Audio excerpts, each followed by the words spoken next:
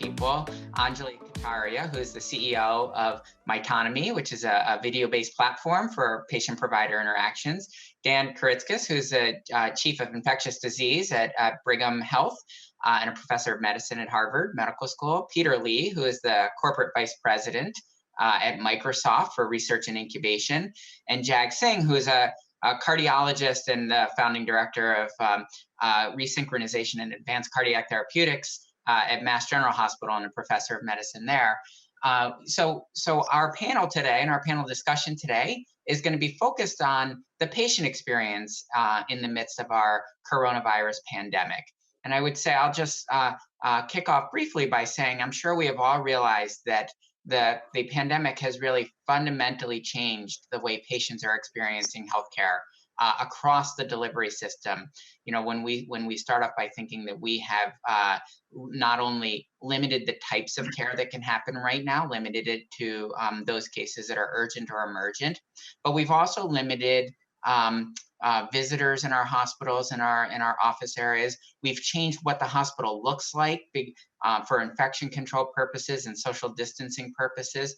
We've put masks on patients and providers, which fundamentally changes how we interact in that provider-patient interaction. We are doing things digitally. The volume of things we're doing digitally are at a level that we've never done before. And there's been lots of great successes in that space, but it's also challenging, right? When you go to scale with a technology that you weren't really quite ready to go to scale with, going from hundreds of visits, tens and hundreds of thousands of visits digitally.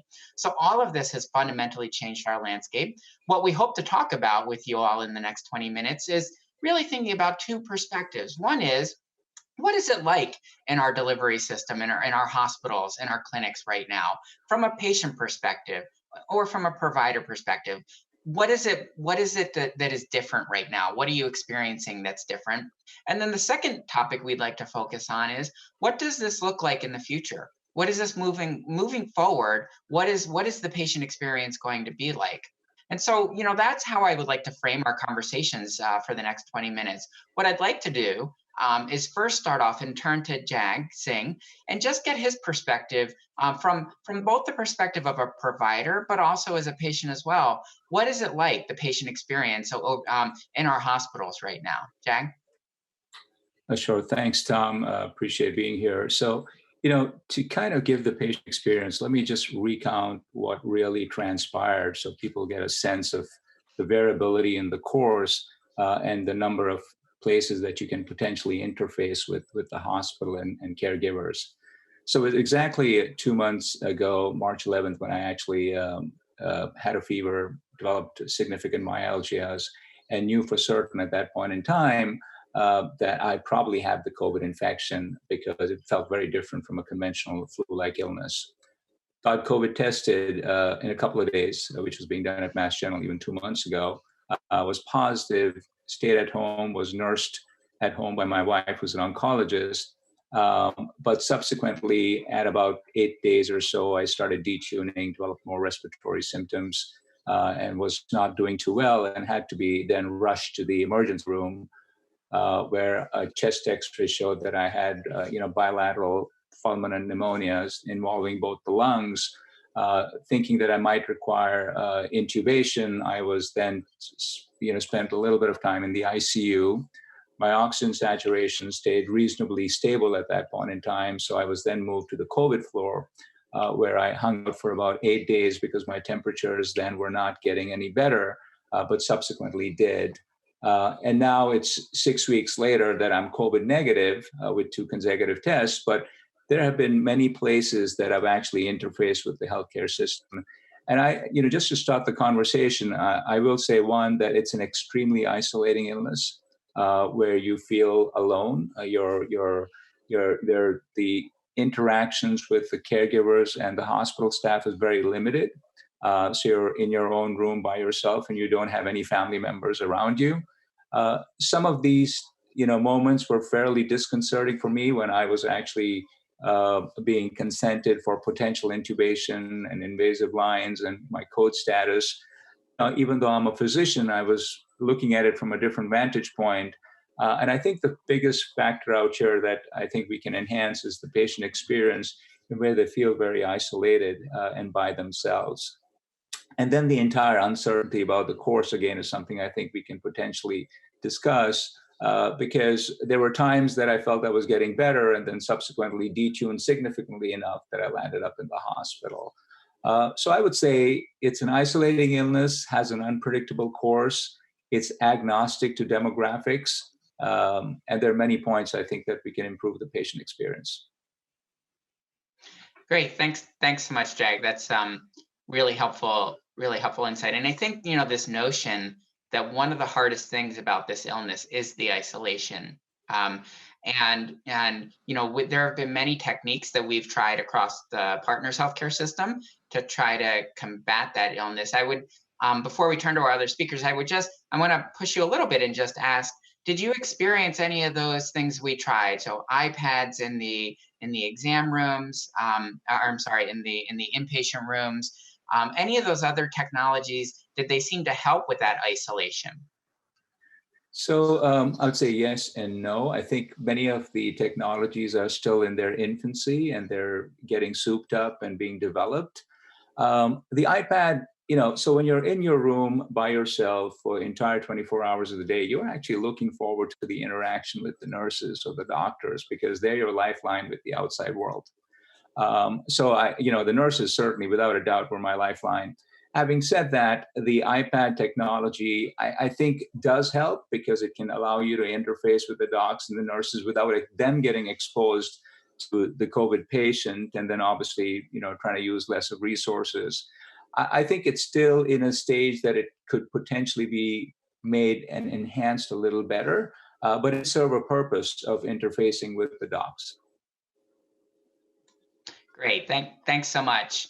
Let me turn to some of our other panelists. I want to first turn to Dan and just ask, from the infection control standpoint, what do you think about the impact or the tension between wanting to really obviously stop the spread of the infection, but that's can be a real tension with some of the items or the ideas that Jag is raising in terms of the isolation and the patient experience itself. How do you view that tension?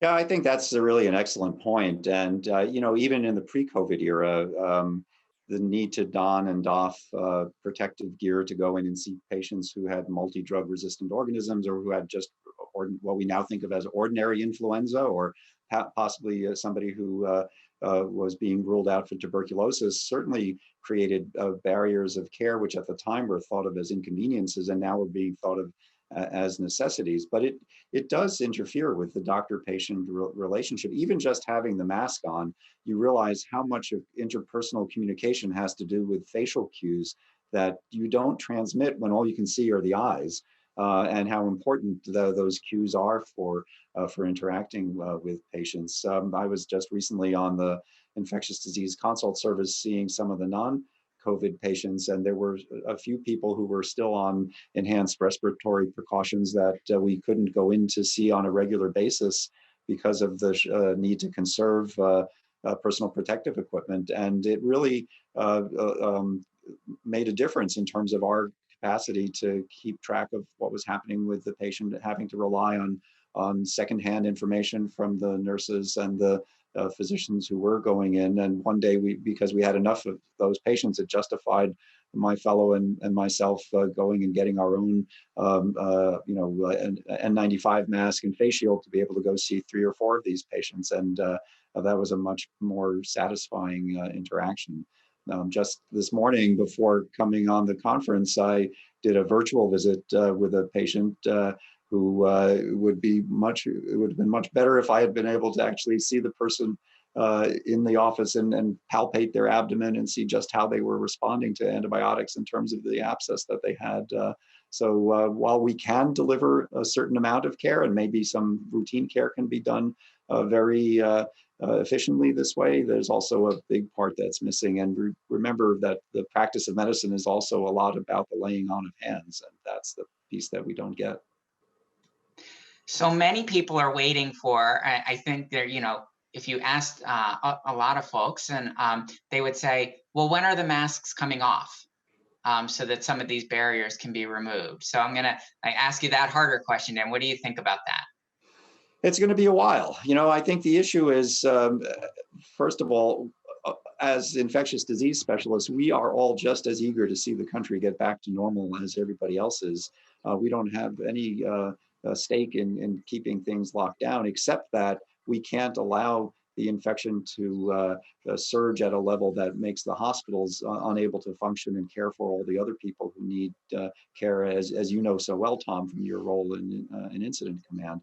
And so I think it's, until we have a vaccine, until we know that there is minimal risk in the community of recurrence, I think we're going to be using masks for the foreseeable future.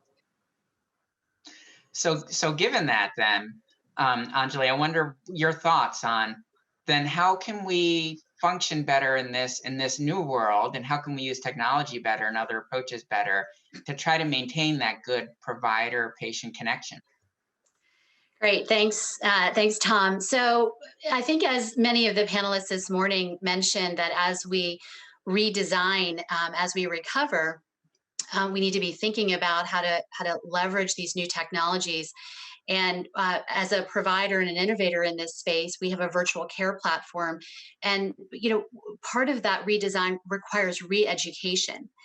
And as a digital provider of a virtual care platform, we certainly saw a surge during this time period. I think that will stay. I think we will see more appointments moving to virtual care because, as we heard this morning, we've seen tremendous usage of that tool and some of the barriers from a regulatory standpoint coming down. I think an important piece of that is maintaining the human connection. And content can be a force multiplier in a digital world. And if we can continue to find ways to engage patients in their lifestyle, in their setting, which is a lot of the work that we've been doing with the Brigham at the cardiovascular innovation program for high-risk heart patients, when you're able to combine modern technologies, machine learning, algorithms with content that can reach patients in their lifestyle, in their context, you can see great results, and it can actually reduce the gap in the digital divide. So I think we're going to need to find new ways to introduce content in ways we've never experienced in healthcare, but that we have seen in the consumer world. Video is an excellent medium that can overcome some of the literacy challenges and can provide a more tailored and personalized experience and overcome some of the lack of personal engagement that comes from automation. And Peter, what are your thoughts on technology being able to enable us better in this space? Well, I really like the comment that Anjali made about content, because I think that is sort of the link to that human experience. One thing that we've seen in this crisis over the past 8 weeks is that things like interactive AI chatbots have really become a thing. Yeah. When we worked with the CDC and Providence Health on self-assessment, but we were, of course, very motivated to do a good job on that. But we were then surprised to see roughly about 1,500 hospitals and clinics around the world adopt that. And I think it was just viewed as a source of truth, but it also did a kind of triage that would do an intelligent handoff, say, to a telehealth session or to a phone conversation with a clinician, and just managing that patient intake process in a way that's convenient for a potentially very worried patient was something that was important. And the other element of that was the scale. When you have tens of millions of people doing this, you have enough telemetry to understand that very, very small differences in word choice, changing a word, say breast to chest, can have pretty significant measurable differences on whether you're driving people to an emergency department properly or not. And so that sort of feedback loop ends up being pretty important. To the points that Jag and Dan were making earlier, there's also, besides telehealth and besides iPads at the bedside, we've been seeing a huge amount of platform orchestration going on because almost every place has developed new workflows specific to COVID-19. And so just all of the changes in stitching together the workflows, sometimes in rapidly stood up new hospitals or convention center, convention centers turned into hospitals. All of those things in the back end, those orchestration platforms end up being completely new things, and they're in a way sort of guiding that patient journey through a process. So there's sort of, there's the concepts of technology that's going to enable a better patient experience, but it's behind the scenes and sort of the infrastructure of what's guiding us. And then there's technology that's very much on the front line. And one of the things that I wonder a lot about in this space is, what should we be preparing for over the next year? So should we be preparing to say, this has been a game changer, and no matter what happens with the COVID pandemic, patients may actually prefer and demand a different patient experience now. So Anjali, you had sort of said, you're reaching the patient in the comfort of their home, which is a different kind of connection that you can make with the patient. I've been thinking about this a lot, and I've been talking to our teams about, it's almost sort of like with telehealth, the cat is out of the bag, in the sense of, like, once any of us use Open Table as an app, you probably never called a restaurant again to make your reservation. So how much of that space are we in right now? And so do we need to prepare better? Because to Dan's point, and I agree as a clinician, so I've been doing telehealth visits as well with my patients. And there are times where you say, I wish I had this additional piece of information. I'm not sure that my evaluation is as good as it needs to be. So does that mean that we need technologies that could get us those answers, right? So do we need better, oxygen monitors in the home, cheaper ways to do that, right? So it's not costing us and the patient, a lot of money to have these kinds of evaluations.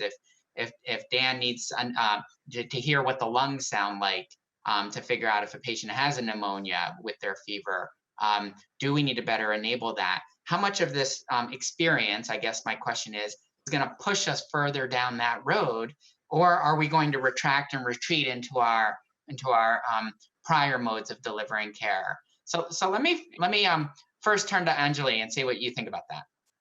I think we're absolutely at the beginning of a massive shift to home health and to self-care that we've never seen before, where patients will take on more of the burden of health care themselves. And we saw this transformation occur in the financial services sector 25 years ago, when we used to go into the bank to deposit our paycheck. And over time, we were trained to use the ATM, and then we were trained to do it on our phone entirely at home. And so that is entirely possible now. Nobody thinks twice about it. But that was a huge shift that occurred. What's different in healthcare is that there is a human component that I think will never go away. And I don't think we want to lose that. But that can be recreated, and data can become an enabler of a deeper relationship, a more trusted relationship, when we start to introduce things like sensors, which I think are going to become much more prevalent in a post-COVID environment, both in terms of the remote health monitoring work that we do at Mytonomy, but also the work at scale for communities, individuals as well as at scale. And I think you're going to see sensors in your bathroom, in your car, in your bed, that are going to alert you in a predictive manner before you have the heart attack. And we're just at the brink of that. We're just at the beginning of that. And COVID, what happened in COVID is really profound, because it would have taken us 5 years to get to what happened in 5 weeks in terms of adoption, of the user adoption, the experience of telehealth and virtual care that allowed for this shift, that now I think patients will take more of that care on. And what's required now, the next step, is to find ways to educate and amplify those messages at scale, because we're in a rapidly evolving environment where we're learning more about COVID, and there may be other COVIDs that occur in our lifetime. And so we need to be able to train people to take on the responsibilities of caring for their health in a home environment with these devices and sensors coming into play as well. So Jag, what would have made your experience warmer? Um, so before I just quickly get to that, can I just add on Of to what course, of Peter course. and Anjali have already said? I think the future of healthcare, you know, there'll be a recalibration, and I think the 85% of virtual visits might settle down to 50 or 60%. And as Dan said, that the human contact will still be a really important part of the equation, but almost 50% of visits are going to be virtual. I also believe that those virtual visits will be sensor-rated. They'll be backed by predictive analytics, which will have algorithms to allow self-management, as Anjali has attributed to. So I think there's certainly a swing in that direction, and there's no going back in how medicine will be practiced in the ensuing few months and coming years. From the COVID perspective, I think it is important also to recategorize patients as mild COVID, moderate COVID, and severe COVID, and decide how we can deploy these sensor strategies or the virtual health strategies, depending on the severity of the illness. And just to kind of exemplify that, I think patients who are mild and can be risk categorized as mild based off many of the clinical covariates that we're already using can be managed at home. The ones who are moderate can be actually managed at home with sensor strategies that was already alluded to. And then obviously the severe ones will come into the hospital. Your question about what would have made my experience better, I think my experience, I was fortunate to be at Mass General, so, you know, best hospital and looked after well. So my experience was actually terrific. But I think the human contact really needs to be enhanced. You know, how do we enhance the contact when you're inpatient with the nurses as well as with the docs? And I think if that can get better and we can interface and interact with our families, I think that would change the playing field. And Dan, I just want to turn to you. When you're seeing, you talked about being on the consult service in the inpatient space, what do you think would make those interactions better from the clinical side, from the physician side? Well, I think we've certainly learned how we can gather an enormous amount of information about patients and data.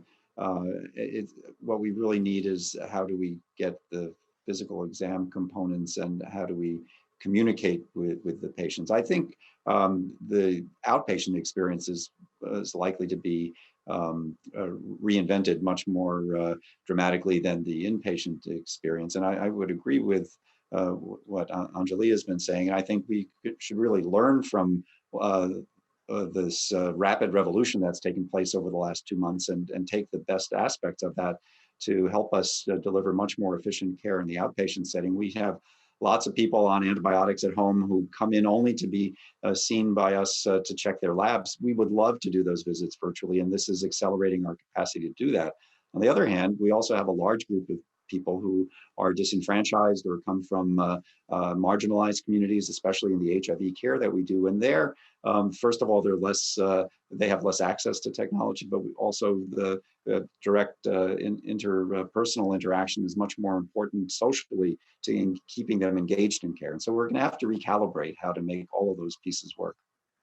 And I do want to, I know we're running short of time, but that last point I also want to transition with is it is vital that we consider access to care and equity of care as we move forward in this space. We have already seen within our own system and across the country, not just how much this pandemic has impacted communities, targeted communities across our system, but also our response, our COVID responses really can raise important equity considerations when we implement technology, making sure that it's language appropriate, making sure that people have, broadband access in their community to use some of these tools, making sure we have smartphone technology, making sure just the instructions to use these technologies are created in a way so that it's not a barrier to patients. I would say that is probably one of the biggest learning points that we've taken away from our COVID response is that we must bake equity into all components of our response. Otherwise, we will fail large portions of our patient population. And to the point of our panel here, we will not be able to achieve a good experience, a good patient experience for everyone. I couldn't agree with you more. Yeah, I think that's such an important piece. But I think it's also important to remember that digital technologies can be that equalizing force. It can close that gap by tailoring content for patients in different communities and bringing the context of their life to have meaning for them. We've seen that our African American patients that are new insulin starts will watch twice as much content as our white non-Hispanic patients. Our Hispanic patients, same. And that's when the content is relevant and contextualized in a healthcare environment for them. Yeah.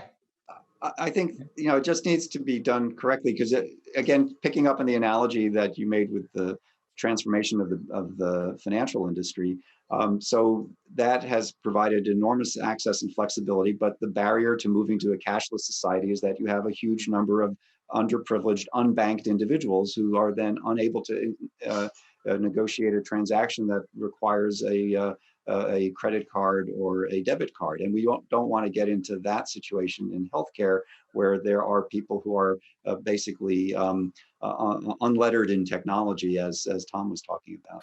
And, Tom, I think you put your finger on some of the challenges, for example, access to digital technologies and to broadband. But I see also a fundamental challenge that healthcare has already been driving with respect to data and the interoperability of that data, because now consumers are going to have a lot more choices. They'll probably be reaching and touching a more diverse set of providers, and every provider is going to be interacting and interfacing with a much more diverse set of patients. And with all of that, even just understanding who is who, understanding where a clinical history, a record of clinical history might exist, all of that stuff ends up becoming even a bigger challenge in that future world than it is today.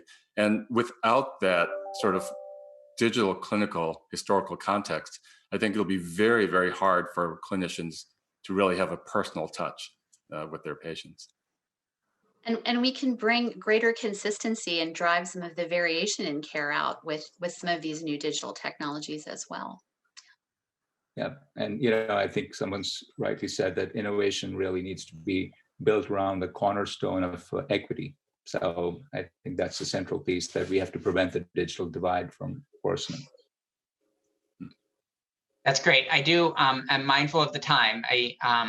So I'm not exactly sure how the transition happens, but I do want to thank everyone here on the panel. It's been a really great discussion. I think in terms of wrapping up that last part of the discussion around equity, one of the most important things that we could move around, ideas that we can move around, is equity needs to be a part of every discussion that we're having in this space. There are solutions to all of these things to make sure that our patient experience is optimized, and in that, we need to optimize equity as well. But we just need to make sure that we're thinking about it.